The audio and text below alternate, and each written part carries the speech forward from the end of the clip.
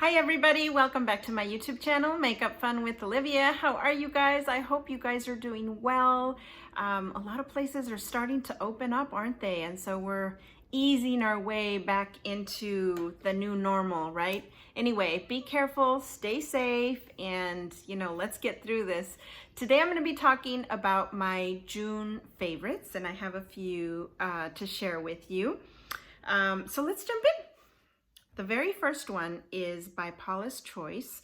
I have liked Paulas Choice for a very long time now.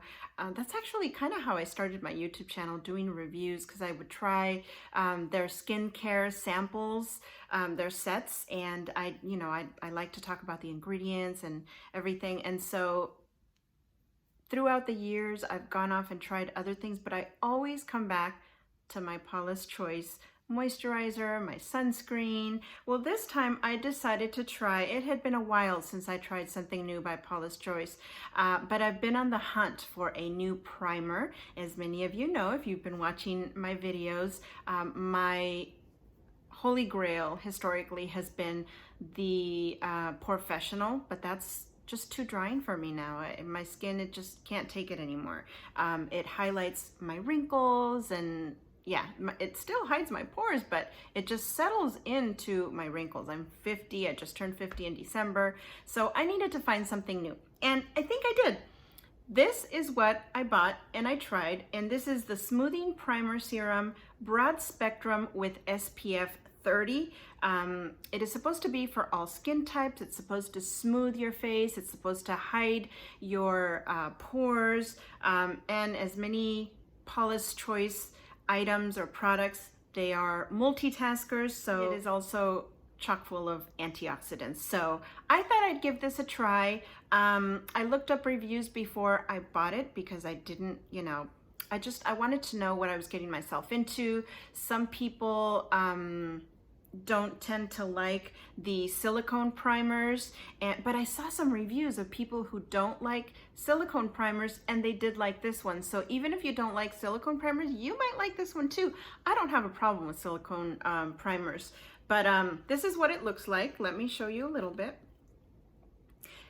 And one thing I did learn from those reviews, and I really should have written down, it was just random YouTube videos that I saw, just searched the product. And one thing one of the ladies says is she recommended using only what you need, because if you put too much, it does the opposite. It makes your face kind of slide and slippery, and it, by the end of the day, you'll be oily and greasy. So I really heeded that advice. And she said to only use like about this much. And so that's what I've done. I've used this only for about a week now, but I've been using it every day. And what I do, what she recommended, is you tap 1, 2, 3, 4, 5, and then you spread it out. And it just, this is way too much to have on my hand, but just so you can see, it disappears. Yeah, and it leaves your skin feeling smooth, hydrated, not dry. And so I have tried this with my Too Faced Born This Way foundation, which is my holy grail foundation, and also with some drugstore foundations, and it does really nicely. So I am really enjoying this. I will keep you posted, but for a week I've been using this every single day and I love it. I really, really enjoy it.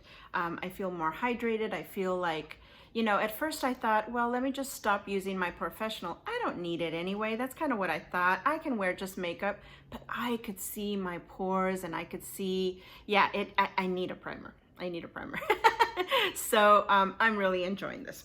The next item is, I saw somebody talk about this one as well. Actually, a few people talked about this, and this is by Physicians Formula.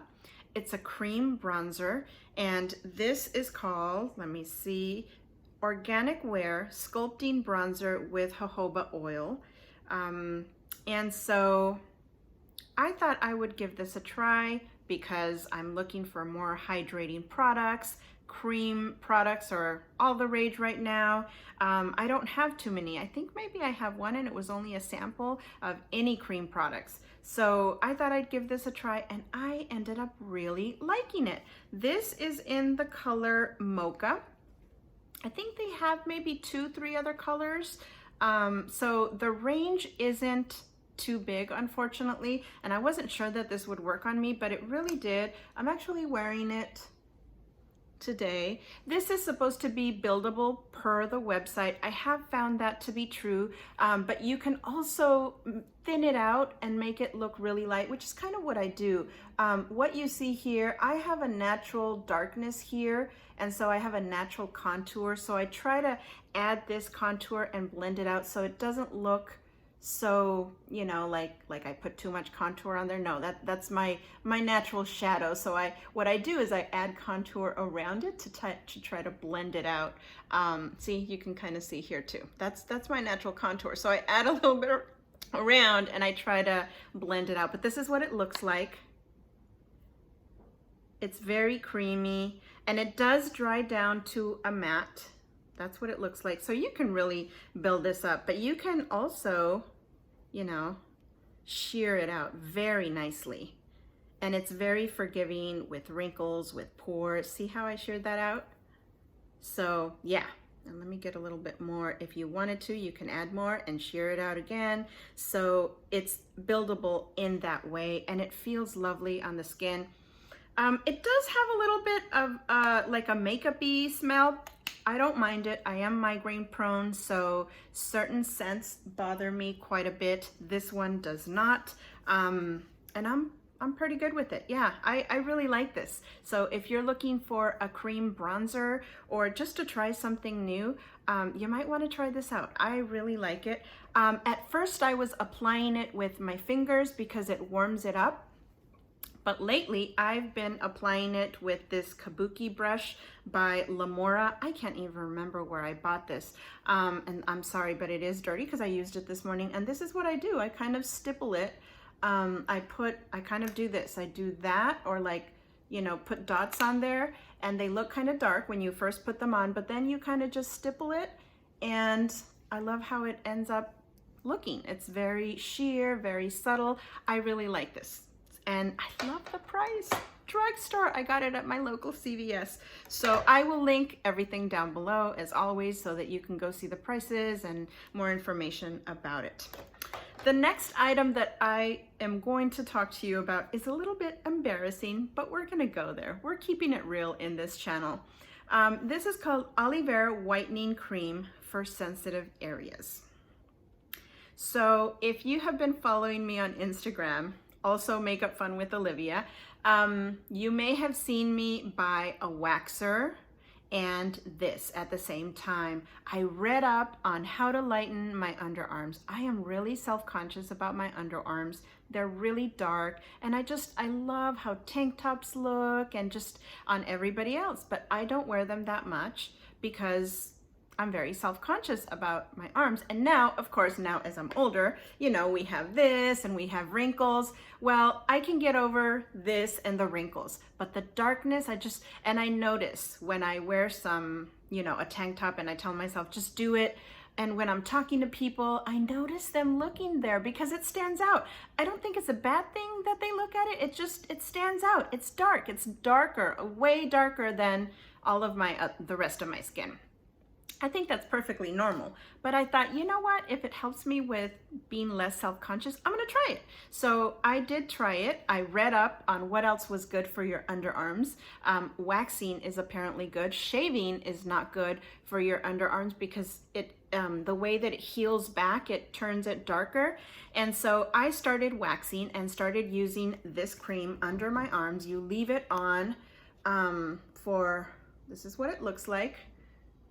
And it smells a little bit like hair dye or something like that. I don't know. It's like, it definitely smells chemically. But you know, after the shower or at night, I put a glob on and I let it sit there for a while. Sometimes I forget and I leave it on overnight.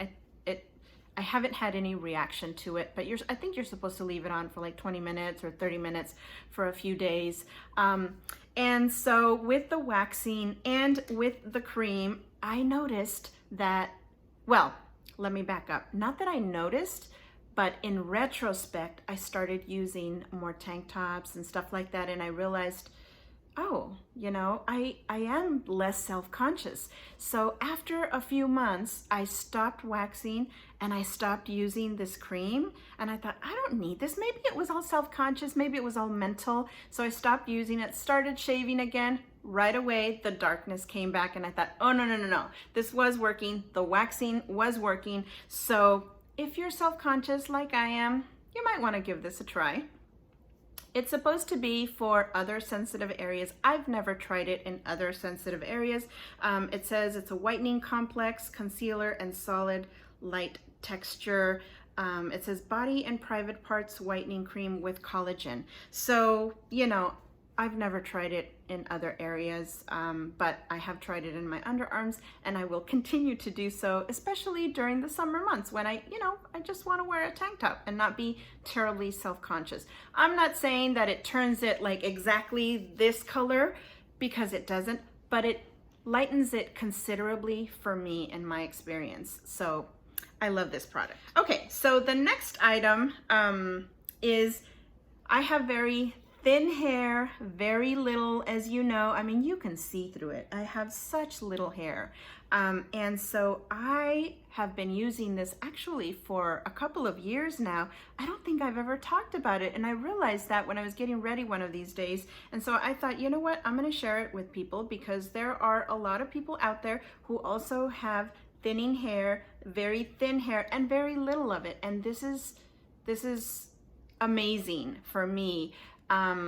When I don't wear it, it feels thinner. It feels like you can see through it. I'm not saying you put it on and it looks like you have a ton of hair. No, but it definitely gives it a little bit more thickness, a little bit more fullness. It looks like you have a little bit more hair than you actually do. At least that's what it does for me. This is from Moroccanoil, and it is called Thickening Lotion, and it's supposed to be for fine or medium hair. It's supposed to increase dimension and give you instant fullness and volume. So this is like a little lotion, and you put very little of this. Very little of this. And I think the way I found out about this was because every time I would go to my hairdresser, she would use a little bit before she styled, and my hair just looks so amazing, and it smells really good too.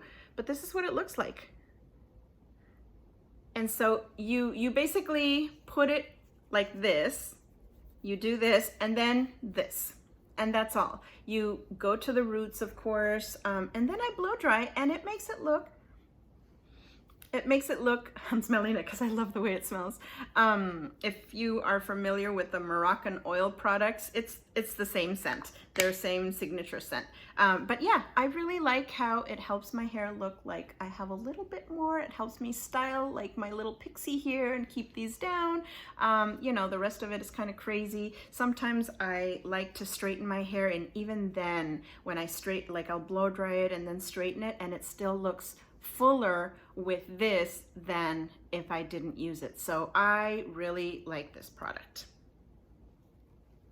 Okay, so I have 3 items that I'm going to show you at the same time because they're all brushes. I have some faves this month. This one by Eco Tools is an angled brush, and it's been a favorite for a while because I loved using it here to kind of little darkness on my corner, on the corner of my eye. So it's really good for that. But lately I have been using it for concealer because I have darkness in this area. And you might look at that and say, oh, well, it still looks kind of dark. Well, it looks a lot darker when I don't put concealer. So I put some concealer on my hand, I do this, and then I go in here and deposit it there. And because it's angled and it goes up here because my darkness goes up. It's like the weirdest thing. I don't know if you guys have this, but it goes up, and so this makes it so easy. I can use it angled up like that, or I can even face it down like that. And so this is amazing for concealer. I believe this comes in a set. I don't think they sell it alone, but it's well worth it just for this one. I think I like the other ones too. Yeah, there are other really small ones like for detail stuff on your eye, which I also use a lot actually, but this is a favorite for this month.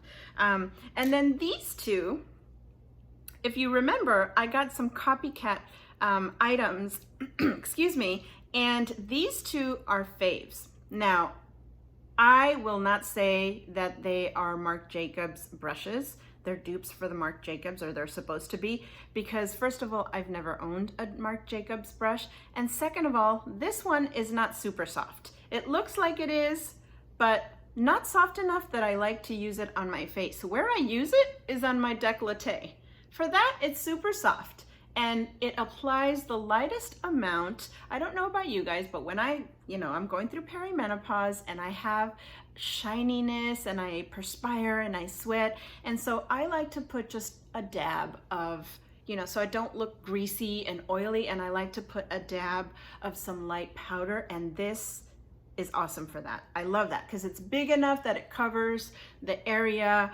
I don't like it for my face. I have used it for my face, that Laura Mercier finishing powder that I like to use. Sometimes I will take a little bit and dab. That's actually what I put down here, but sometimes I'll do this here as well. But if you're spoiled and you have nicer brushes, when you feel this on your face, you're going to be like, yeah, I don't want to use this on my face. Or you might be okay with it. I don't know. It is definitely fluffy. It's not rough. It doesn't hurt or anything like that. It's just not as soft as you might want it for your face. But for this area, I really like it. And the other one is the angled brush. By the way, this first one is the GTC1. They don't have names on them. They just have, what I just read off. And it says Paris Tools on them. But these are from the CopyCat website. And I think the most expensive brush was maybe, I can't remember. It's not more than $7 though. I think, yeah, not more. So I can't remember what the price was on this one, but it wasn't a lot. And then the other one that I have really been enjoying is this angled kind of blush brush. I've used it for a couple of things. I've used it for blush, and I have also used it for highlighter to put on top of the brush. I really like this. It's nice and angled, and I think this was like $2, $3. We're talking about around, like, remember when e.l.f. brushes used to be $1 or $2? That's kind of how this is. It's not, fancy brushes, but they get the job done. They're super light, they're comfortable. So I thought I'd mention these two brushes from the CopyCat website. Speaking of CopyCat, we will go into the fails section of this video. You guys, remember how excited I was about the CopyCat eyeshadow palettes and the blushes? Okay. Let me say something positive about these. They're gorgeous. They're pigmented. They don't feel super smooth on your eyes, but they get the job done, and I think they look pretty decent. Here's the thing. I don't have sensitive skin, and I had a reaction to this. I had a reaction to the cheek stuff too. I wish I had brought it down with me too, but I just brought one. And I'm really bummed about it because they really showed up on my eyes. That's not what I'm wearing today. Today I'm wearing Wet n Wild. I'll show you that at the end. But yeah, I'm really bummed. So I've learned a lesson. Don't buy a ton of palettes from a place that you're not familiar with. I did it because I've never, ever, ever had a reaction from eyeshadow, not from drugstore, not from Sephora, not from anywhere. So I thought I'll be fine.